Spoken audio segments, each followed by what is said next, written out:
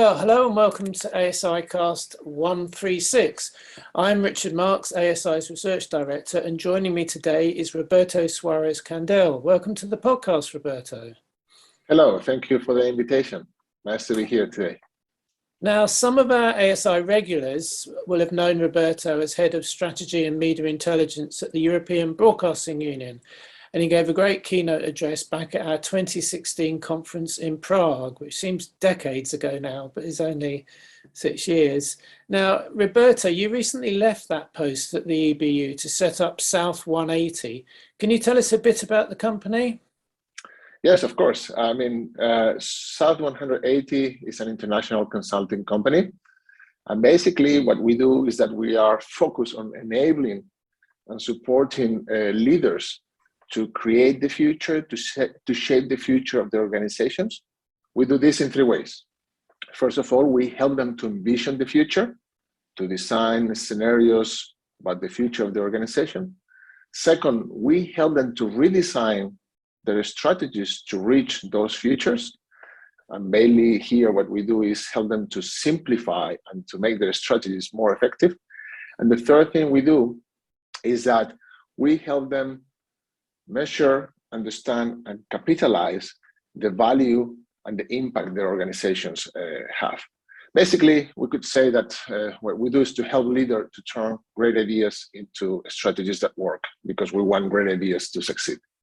Now, one of the reasons for the podcast is some interesting conversations we've been having about media companies and their impact on society and the value they represent. We often focus a lot in our podcasts and conferences on, subscriptions and advertisers and things like that. We don't talk so much about the wider impact of companies, particularly, but not exclusively, public service broadcasters and those that have got a mandate to provide services to the wider public. Now, you're suggesting that in the current environment, particularly, media companies do need to focus on their impact on society and the value that they represent. And that seems particularly important as you'll be aware, public service broadcasters are coming under significant pressure just to justify their existence at the moment. In the last few years, we've seen a referendum on the topic in Switzerland, the BBC coming under repeated fire from the UK government. And just last week, President Macron promised to end the French licence fee if he was re-elected. Can you explain what you mean by impact and value and why this is so important? Yeah, let's start with some definitions. If we talk about impact, basically what we mean is the changes, the results that the activities of an organization, in this case of a media company, can create on an individual or society, on a community. So it's about the change. That change can be positive or negative. If we talk about value, that's a more relative concept, because value depends on the recipient. When I receive your product, that product is valuable to me or not, depending on whether that product fulfills my needs, is meaningful for me, it's relevant for me. Something that for you would be very valuable might not be valuable at all to me. So it does not depend necessarily on the quality or the professional particularities of the content that I'm delivering, but on how that content connects and satisfies the needs of the recipient. So as you have said, public service media have the obligation, have the mandate to create a positive impact on society, to deliver value to the citizens. That's by design, by law. Actually, public service media is just a legal construct that we put laws to say these companies need to do this, so the media system has a positive impact on society. But I would say impact and value are not only relevant to them. Absolutely not. They are relevant to any other media organization and to many other organizations beyond the media industry, because we live in a moment where the citizens, the consumers, investors, potential partners of any organization, they want to understand not only the results that your activities deliver, but what are the consequences. That's what we call now the purpose economy, or the era of purpose. So it's about understanding that beyond your product, that product and your activities have consequences. And we want to know about them. And when we decide if we use something, a service, a product, we want to understand what are the consequences. So I would say measuring impact and value is not something exclusive of public service media, but any corporation should use it. Of course, for public service media, when they try to justify their existence, they need to explain, so I'm receiving public money, how I'm using that public money, and what are the benefits that this public money is delivering, right? But again, talking about value and impact goes beyond justifying your existence. Right now, public services are very focused on that because they receive this criticism. But in the past, I have also encouraged them and helped them to say, to look into this from a different perspective, and it's the perspective of building their own future. You need to understand that needs in society are changing. So the needs of the citizens will be totally different in 5 years. So you need to prepare for that. And the content that you are delivering today, whether you are a public or a commercial operator, needs to change according to the needs of society. Otherwise, it's going to be totally irrelevant and will have no value, will have no impact. So this is not only about justifying your existence, it's about how you transform your organization to build a sustainable future. And obviously, one of our main areas of focus is around research and data. So I'm interested to know what specific areas you think are particularly important for media organizations to care about. I know you've already established it will vary from company to company, and it may vary within one company over time, but how can the research industry help address those issues from a fresh perspective? Okay, if we focus on media companies and we talk about impact and value, they can look at this from different perspectives. If we look about who's receiving that impact or value, we might talk about either individual value, societal value, or industrial value. So your action, your contents have an impact on the people, society as a whole, or the industry. Then you can talk also about value depending on the type of value. Is it value for democracy? Is it value for culture, for health, for education? Is technological value, economic value? So let's say you could have a matrix here depending on the theme, the type of value, and who is going to receive that. In that sense, any organization that wants to address assessment of value and impact needs to understand what is the area where I'm most likely to initially have a positive impact, because I want to emphasize that, but also seeing in which direction are the needs of society evolving. And therefore, I have to change my activities to be relevant in those areas. When we talk about how research companies can help media companies to understand their value, here, it's very important to understand, until now, research companies have been focused about the product, the content, right? And what happens around that content. Let's say, how is that content consumed, by how many people, who are these people, in which platforms, in which device?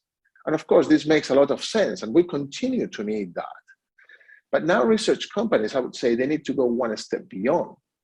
And it's not only about what happens with the product, with the content, but what are the consequences of consuming that content? So the focus needs to go from the content to the people.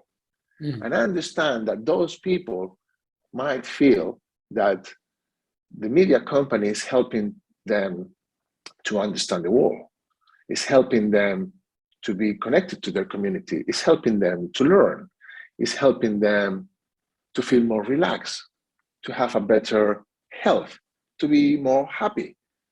So it's a new area, new domain that we need to explore. But I'm sure that any research company has the right ability to make questions, to put methodologies, to collect data, to analyze data, to provide insights around that data. So I would say it's the next step. it's not replacing what we are doing until now. We will continue to be interested in what happens with the content, but now we want to explore what are the consequences, the results of consuming that content, and how people see that. It's interesting because obviously, if we think of advertising, for example, there's a lot of debate about how best to measure advertising, but the ultimate thing that is always seems to boil down to, in most cases, is, did you sell products? We advertised, someone bought our product, we stopped advertising, people stopped buying our product. When it comes to softer measures, I mean, even with advertising, when you're measuring things like, brand identity and awareness and so on, when you come to softer measures, you're reliant largely on people being aware, on asking people, in this case, did this media company make you feel happier, help you with your work, etc. So you're into self-claiming. Is there a way of moving beyond that to actually look, measure, tangible benefits, as opposed to people saying, yes, the BBC helped me understand what's happening in the Ukraine? So it's something that is more concrete. Yeah, I mean, perception is a first step, and I think it's a very important first step. You have mentioned the BBC, and actually the BBC developed a new impact measurement system where they are asking people what's the usefulness of BBC content. And as you said, people saying, BBC is helping me to understand reality, to learn, to do new things. Actually, the strongest impact BBC has on people is that is release. BBC helps me to feel okay after a hard day. And that's quite insightful, I would say. But yes, there are other ways to measure what's the impact of, let's say, a broadcaster. We can take here, for example, the example of ABC in Australia. ABC in Australia is paying a lot of attention to the impact that their information content, their news, and their investigative journalism is having. And besides measuring, of course, satisfaction and perception by the audience, besides consumption, ABC is tracking if their investigative journalism is then having consequences. For example, if we talk or we do a reportage about an issue like some members of the parliament not using properly public funds, and we expose that, what happens afterwards? These people resign. Then the rules for using these funds are maybe modified. And this has happened because of that reportage, because we denounced the situation, because the people were aware, and then consequences follow. In that sense, they also have investigations about, I mean, all kind of things. That I remember this program on war to waste. So there is the issue of climate change and how the citizens can engage with that. So they had a series of content in different platforms, online, radio, television, talking about waste and how people could reduce their waste, how they could process it better. As a result of that, they investigated what was the perception of the people. People say, this was a very insightful content. This has helped me make my mind. But then they also tracked what were the actions. And they were measuring tangible changes in how the population in Australia were changing the way they were consuming, maybe with less packaging, for example, or how they were recycling more. So here we have more tangible effects. Obviously, we need to take something into consideration. This is not like the daily audience rates that we get the morning after, and everybody's very keen to know. When you want to measure tangible changes, whether it's awareness, attitudes, or actual behavior, you need more time. So you will need to have a bit more of patience and trust and confidence that it will happen. So it's not immediate. So we are talking here that the research to be done, the insights to be obtained, and how we process that from a advocacy point of view, from an internal strategy point of view, is going to follow a different rhythm, and it's going to have a different speed. Yeah, I think this tangible aspect is pretty key, because when you are asking people opinions and thoughts, it's quite tricky to do that in an objective way, in the Hmm. sense that, I've been involved in the past doing this sort of research, and the danger always is that the public service broadcaster goes into their paymasters, the government, and says, we've done a survey and it shows that X% of the population think this. And then the government turns around and says, well, we've done a survey with a different market research company and they think the opposite. And it's all down to, the sample, how the questions are asked, etc. Whereas the more tangible things that move beyond simple agree Hmm. disagree statements, I think, are going to be key. Um, these softer measures that we're talking about, by softer I mean beyond TV ratings or radio ratings, obviously they are additional and complementary to conventional audience measurement metrics. They certainly don't replace them. Hmm. How can the companies measuring audience ratings help this process? How can they complement that data? Because they're under a lot of pressure, the measurement companies, Hmm. from advertisers at the Hmm. moment, to meet their needs in terms of outcomes, and those outcomes are, typically sales. How can they measure and better meet the needs of the public service broadcasters and companies who want to be measuring these these softer measures, for want of a better phrase? So they're interested in very different outcomes to advertisers. I do sometimes wonder, and we've speculated on this podcast, whether, in 10 years' time, measurement companies will be able to serve both purposes, or whether an advertising currency might have very different objectives to a content and purpose-based currency. Well, it certainly has a different purpose, measuring one thing or the other. What I would say is that we need to understand, and leaders in businesses are starting to understand, that their business model that until now had maybe these audience metrics as the main currencies to validate their performance, the business model is not exclusively based on that.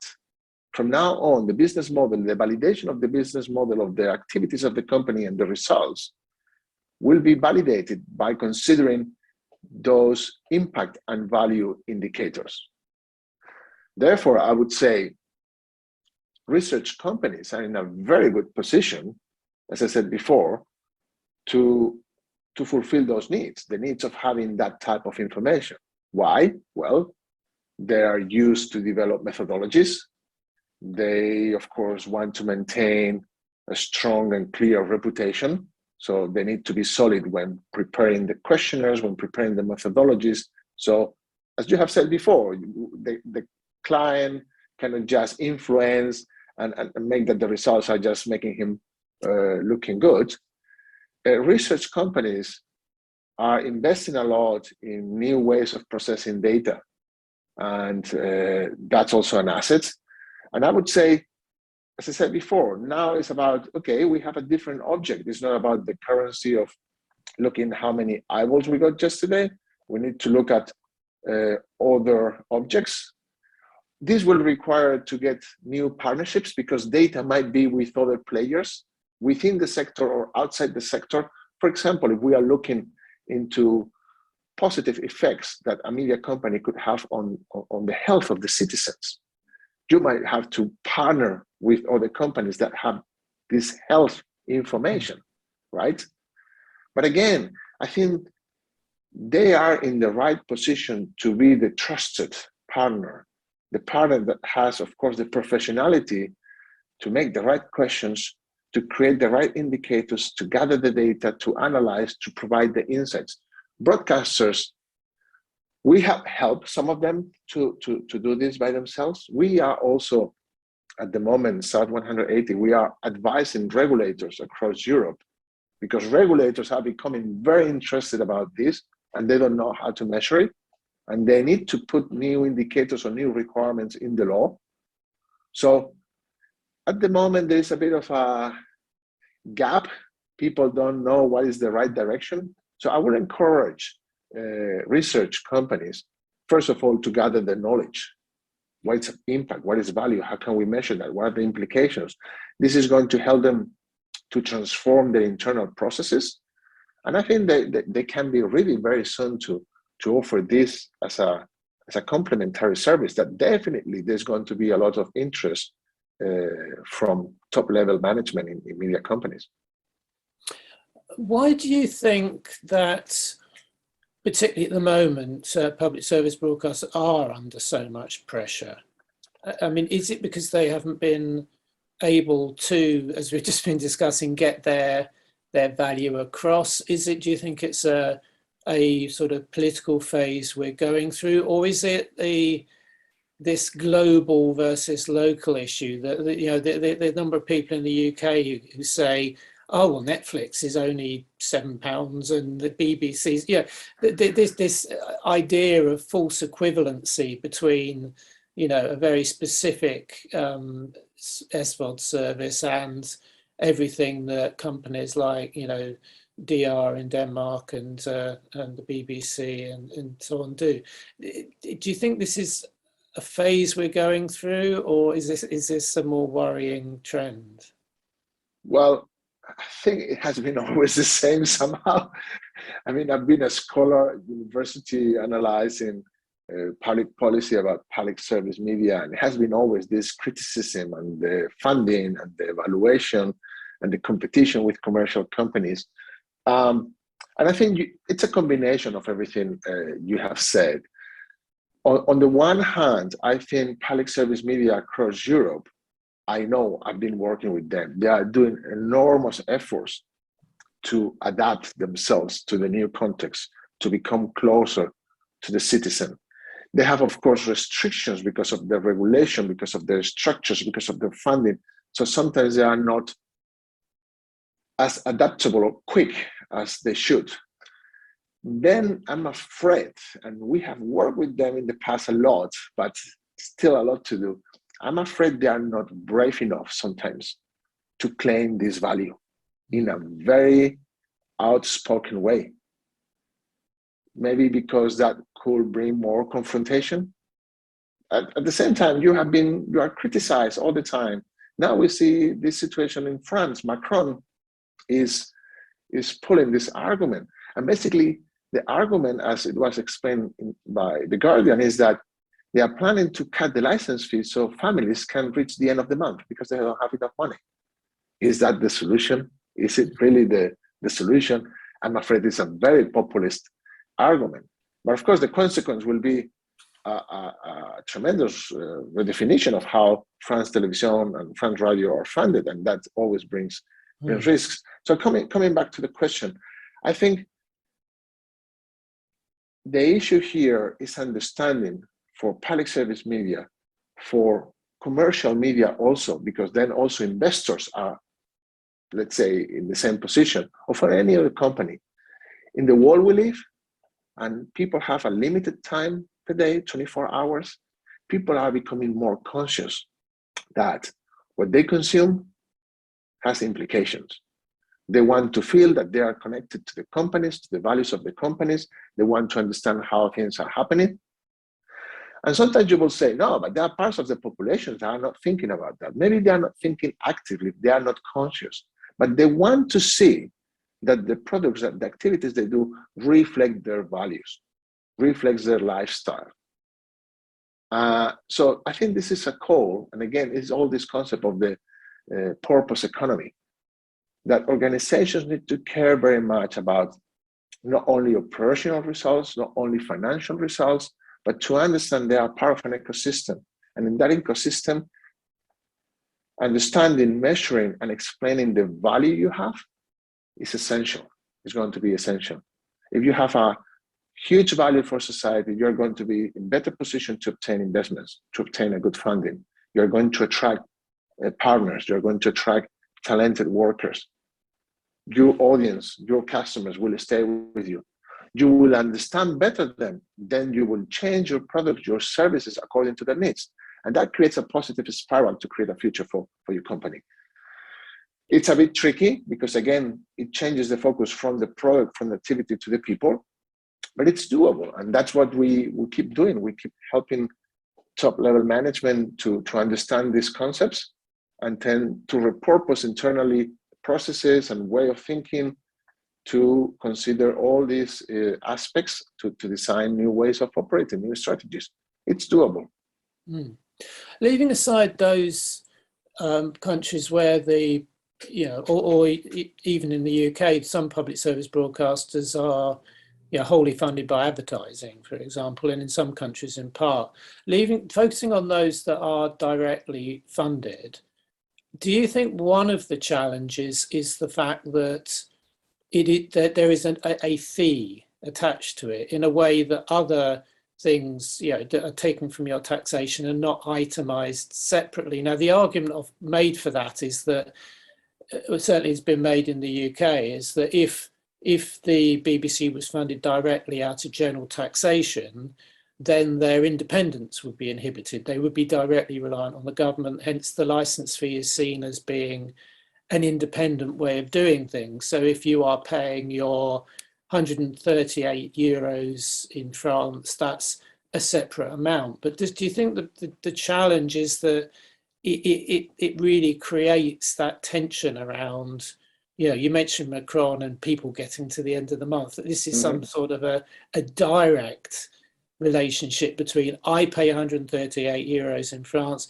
what do I get in return, in a way that you don't have that equivalency for other things that you fund through taxation, policing and healthcare and so on. And obviously, in the case of television, the competition is even stronger, because as a French citizen or as a UK citizen, you have many TV channels or media offer available. It's not the same for the health system, right? You have a public provider, not all the private providers. Yeah, it's not optional. Prices are very different, so education is more or less the same. So yeah, what we have seen across Europe in the past years is that in several countries, Nordics, for example, Germany, the license fee has evolved to become a household tax or to become a tax. And in some countries, we have the case of Finland, for example, the issue of independence, because obviously if it's part of the budget, then it's subject to the government's decisions, is that it is collected within being a part of the tax system, but then the money is not managed directly by the government, and it goes directly, everything that is collected goes to a foundation, for example, and that foundation has autonomy to manage that money.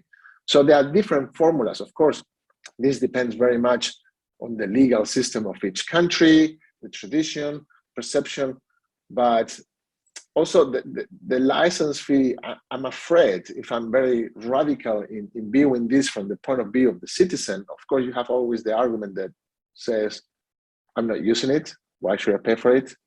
Or why is everybody paying the same and we don't do this proportional to income?